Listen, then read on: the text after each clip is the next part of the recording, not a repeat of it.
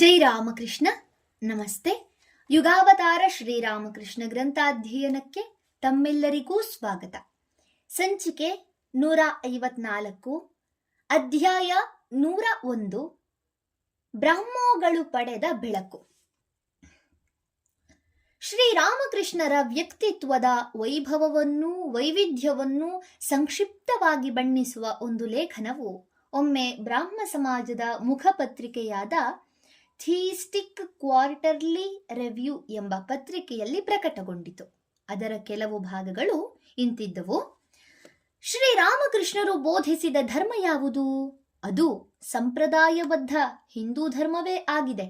ಆದರೆ ಅವರು ಒಂದು ದೇವತೆಯ ಆರಾಧಕರಲ್ಲ. ಅವರು ಶೈವರಲ್ಲ, ಅವರು ಶಾಕ್ತರಲ್ಲ, ಅವರು ವೈಷ್ಣವರಲ್ಲ, ಅವರು ವೇದಾಂತಿಗಳಲ್ಲ. ಆದರೂ ಅವರು ಅವೆಲ್ಲವೂ ಆಗಿದ್ದಾರೆ. ಅವರು ಶಿವನನ್ನೂ ಪೂಜಿಸುತ್ತಾರೆ, ಕಾಳಿಯನ್ನೂ ಪೂಜಿಸುತ್ತಾರೆ, ಅವರು ರಾಮನನ್ನೂ ಪೂಜಿಸುತ್ತಾರೆ, ಕೃಷ್ಣನನ್ನೂ ಪೂಜಿಸುತ್ತಾರೆ, ಮತ್ತು ಅವರು ವೇದಾಂತ ತತ್ವಗಳ ನಿಷ್ಠಾವಂತ ಅನುಯಾಯಿಗಳೂ ಆಗಿದ್ದಾರೆ. ಅವರೊಬ್ಬ ವಿಗ್ರಹಾರಾಧಕರು. ಆದರೂ ಅವರು ಅಖಂಡ ಸಚ್ಚಿದಾನಂದವೆಂದು ತಾವೇ ಕರೆಯುವ ಅನಂತ ನಿರಾಕಾರ ಪರಬ್ರಹ್ಮದ ನಿಷ್ಠಾವಂತ ಆರಾಧಕರೂ ಆಗಿದ್ದಾರೆ. ಅವರ ಪಾಲಿಗೆ ಪ್ರತಿಯೊಂದು ದೇವತೆಯೂ ಒಂದೊಂದು ಶಕ್ತಿ. ಅದೇ ಅನಂತ ನಿರಾಕಾರ ದಿವ್ಯ ಚೇತನದೊಂದಿಗೆ ಆತ್ಮದ ಅವಿನಾ ಸಂಬಂಧವನ್ನು ಸುವ್ಯಕ್ತಗೊಳಿಸುವ ಒಂದೊಂದು ತತ್ವ. ಈ ಅವತಾರಗಳ ಏಕಮಾತ್ರ ಅನಂತ ಅಖಂಡ ಸಚ್ಚಿದಾನಂದ ಸಾಗರದ ಶಕ್ತಿ ಮತ್ತು ಲೀಲೆಗಳಷ್ಟೇ ಎಂದು ಅವರೆನ್ನುತ್ತಾರೆ. ಅವರು ನಮಗೆ ಲಭ್ಯವಿರುವಷ್ಟು ದಿನವೂ ನಾವು ಅವರ ಪದತಲದಲ್ಲಿ ಕುಳಿತು ಪವಿತ್ರತೆ, ಆಧ್ಯಾತ್ಮಿಕತೆ, ಭಗವತ್ ಪ್ರೇಮಗಳ ಪಾಠಗಳನ್ನು ಕಲಿಯೋಣ. ಈ ಲೇಖನದ ಕರ್ತೃ ಪ್ರತಾಪಚಂದ್ರ ಮಜುಮದಾರನೆಂಬ ಬ್ರಾಹ್ಮ ಮುಖಂಡ, ಕೇಶವಸೇನನ ಆಪ್ತ. ಮತ್ತೊಂದು ಲೇಖನದಲ್ಲಿ ಅವನು ಬರೆಯುತ್ತಾನೆ, ಅವರದು ಶಿಶು ಸಹಜ ಭಕ್ತಿ. ಅದಕ್ಕೊಪ್ಪುವಂತೆ ಭಗವಂತನನ್ನು ಮಾತೃದೃಷ್ಟಿಯಿಂದ ಕಂಡು ಆರಾಧಿಸುವ ಅದ್ಭುತ ಕಲ್ಪನೆ.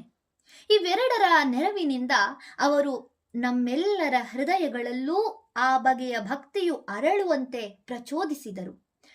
ಹಿಂದೂ ಪುರಾಣಗಳಲ್ಲಿ ವರ್ಣಿತವಾಗಿರುವ 33 ಕೋಟಿ ದೇವತೆಗಳಲ್ಲಿ ಹರಿಹಂಚಿ ಹೋಗಿರುವ ದಿವ್ಯತೆಯ ವಿವಿಧ ಅಂಶಗಳನ್ನು ಗುರುತಿಸಿ ಗೌರವಿಸುವುದನ್ನು ನಾವು ಅವರ ಸಹವಾಸದಿಂದ ಕಲಿತೆವು. ಆ ವ್ಯಕ್ತಿ ತಾನು ಹೋದಲ್ಲೆಲ್ಲ ನಿರ್ಮಾಣ ಮಾಡುವ ಜ್ಯೋತಿರ್ಮಯ ವಾತಾವರಣದಲ್ಲೇ ನನ್ನ ಮನಸ್ಸಿನ್ನೂ ತೇಲುತ್ತಿದೆ.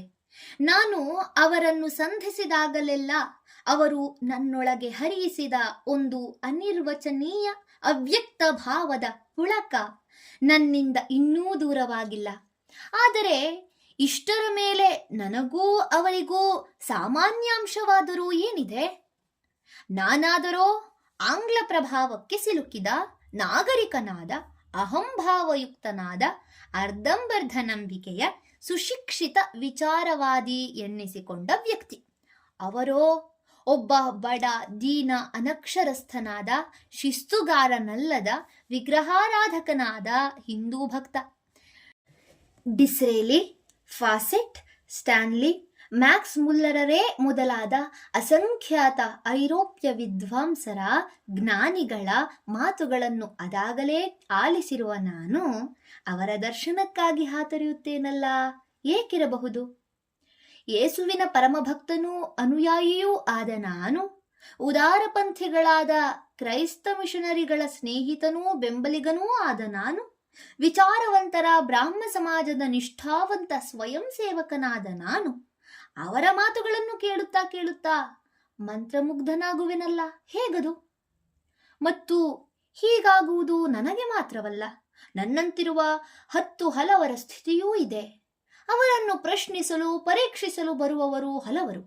ಅವರನ್ನು ನೋಡಿ ಅವರೊಡನೆ ಮಾತನಾಡಲು ಜನರು ತಂಡೋಪತಂಡವಾಗಿ ಬರುತ್ತಾರೆ.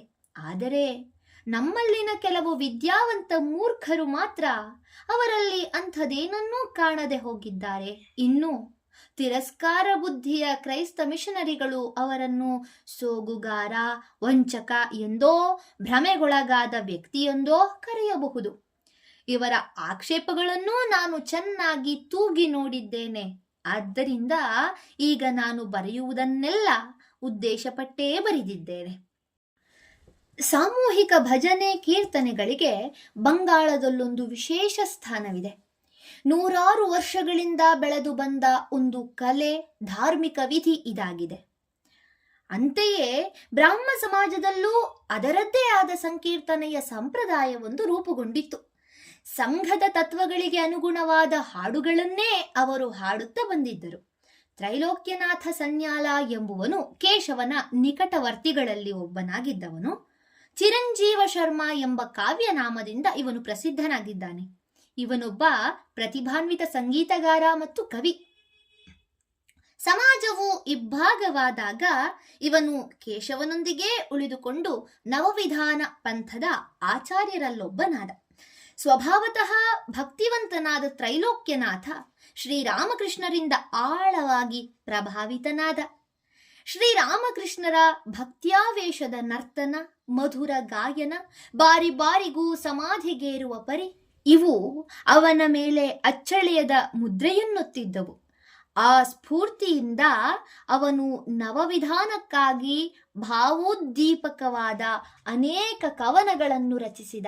ಮುಂದೆ ಅವು ಬಂಗಾಳದ ಲಕ್ಷಾಂತರ ಜನರ ಹೃನ್ಮನಗಳನ್ನು ರಂಜಿಸಿದವು. ತ್ರೈಲೋಕ್ಯನಾಥ ಸ್ವತಃ ಮಧುರ ಗಾಯಕನಾಗಿದ್ದ. ಅವನು ಎಷ್ಟೋ ಸಲ ಶ್ರೀರಾಮಕೃಷ್ಣರ ಮುಂದೆ ಹಾಡುವುದಿತ್ತು. ಅದನ್ನು ಕೇಳುತ್ತಾ ಅವರು ಭಾವ ಸಮಾಧಿಗೇರುತ್ತಿದ್ದುದು ಅಪರೂಪವಲ್ಲ. ಹೀಗೆ ಬ್ರಾಹ್ಮ ಸಮಾಜದ ಎರಡೂ ಪಂಗಡಗಳ ಮೇಲೆ ಶ್ರೀರಾಮಕೃಷ್ಣರು ಬೀರಿದ ಪ್ರಭಾವ ಅತ್ಯಂತ ಗಾಢವಾದುದು. ಒಮ್ಮೆ ಆಚಾರ್ಯ ಪ್ರತಾಪಚಂದ್ರ ಮಜುಮದಾರನನ್ನು, ತ್ರೈಲೋಕ್ಯನಾಥನನ್ನು ಕೆಲವರು ಕೇಳಿದರು, ಠಾಕೂರರ ಸಹವಾಸವನ್ನು ಮಾಡಿದ ಮೇಲೆ ನಿಮ್ಮ ಸಮಾಜದ ಆಧ್ಯಾತ್ಮಿಕ ಭಾವದಲ್ಲಿ ಯಾವ ಬಗೆಯ ಸುಧಾರಣೆಯಾಗಿದೆ? ಅದೀಗ ಹೇಗೆ ಮುಂದುವರಿಯುತ್ತಿದೆ? ಅದಕ್ಕೆ ಪ್ರತಾಪಚಂದ್ರ ಉತ್ತರಿಸಿದ್ದು ಹೀಗೆ: ಇವರನ್ನು ಕಾಣುವುದಕ್ಕೆ ಮೊದಲು ಧರ್ಮವೆಂದರೆ ನಿಜಕ್ಕೂ ಏನು ಎಂಬುದು ನಮಗೆ ತಿಳಿದಿತ್ತೇ?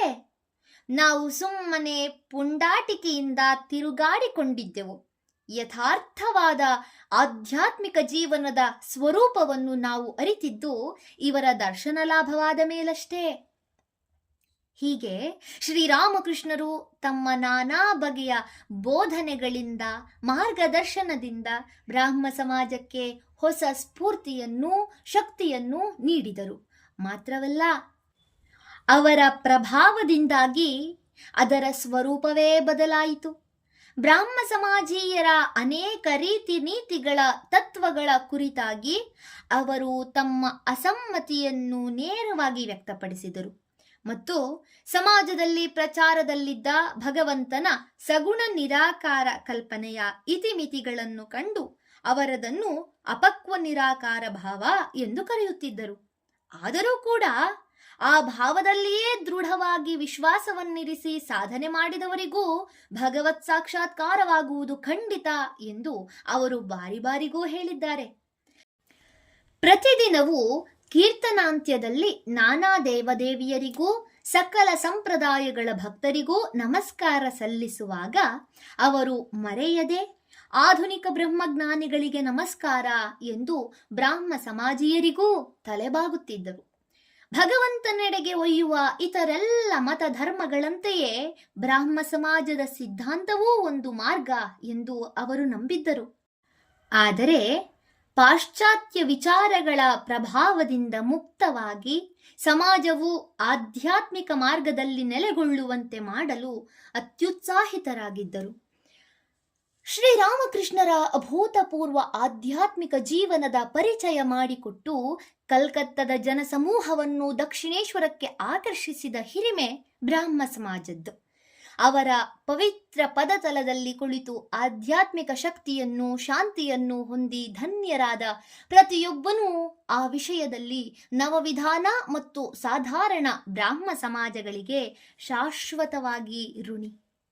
ಧನ್ಯವಾದಗಳು. ಇಂದಿಗೆ ಅಧ್ಯಾಯ 101 ಸಂಪೂರ್ಣವಾಯಿತು. ಮುಂದಿನ ಸಂಚಿಕೆಯಲ್ಲಿ ಹೊಸ ಅಧ್ಯಾಯವನ್ನ ಪ್ರಾರಂಭಿಸೋಣ.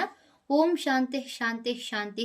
ಹರಿ ಓಂ ತತ್ಸತ್. ಶ್ರೀರಾಮಕೃಷ್ಣಾರ್ಪಣಮಸ್ತು. ಸರ್ವೇ ಜನ ಸುಖಿನೋ ಭವಂತು. ಜೈ ಶ್ರೀಮಾತಾ.